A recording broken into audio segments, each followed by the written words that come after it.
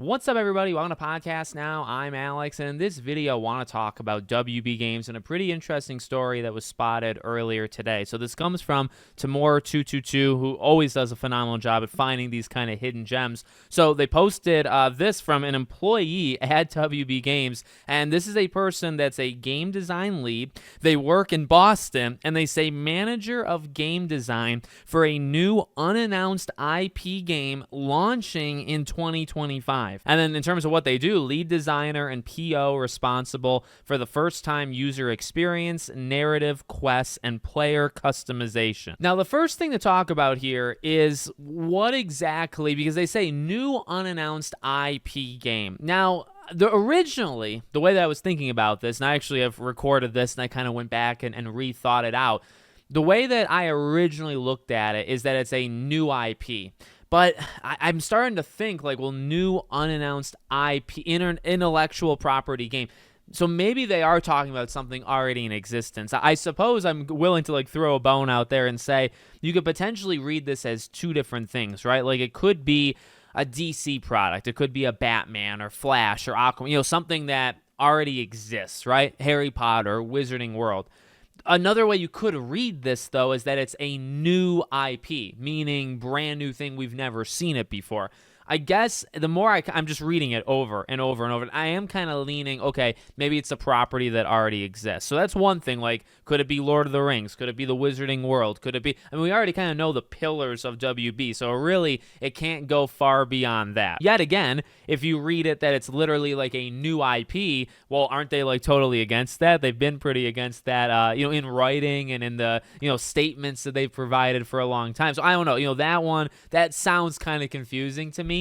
But what's interesting, okay, is you look at this Boston studio. So one thing people talk about is, okay, well, is this the Lego game? Because, we heard Jason Schreier talk about the Lego game and that it's coming probably either 2025, late 25, or sometime in 26. Well, the issue is this studio is not TT Games. So I don't think this is the Lego game unless he's helping work on it. Now, and that's an interesting kind of wrinkle in all of this stuff because a lot of WB studios actually do help each other. We knew of Rocksteady helping on Hogwarts. You actually play Hogwarts Legacy and you just see all the freaking help. Pretty much every WB game studio helped in some way with Hogwarts Legacy. Teams were helping Monolith working on Wonder Woman. Like I think we knew specifically WB Montreal was helping. Actually, a good amount of people from WB Montreal were helping. So again, I'm just going to throw that in to make things more complicated, right? Like, yes, he's probably working at that Boston studio, and I'm going to go into what they're known for in a second, but that doesn't necessarily mean that it's a game from them. It could be a game that he's at that studio working on, but it could be from something else. The final thing, as I just said, okay, well, this Boston studio, what do? They actually do, like, live servicey mobile games. So their last two, Batman Arkham Underworld, that came out on Android and iOS, and then Game of Thrones Conquest, 2016 and 2017. They actually have not made published a game since they were rebranded, I think, back in 2018. So this has been a studio that's been gone, really just quiet for like 7 years. So do I want them to be doing something very special? Yes. And, there's a part of me that gets excited. I mean, it's a new game, a new potential opportunity for a game. So that gets me excited. However, again, we're kind of limited, I feel like, on what franchises we could be playing in. And then it's a studio that's largely known for mobile stuff. Now, that was 7 years ago, and that was before a rebrand.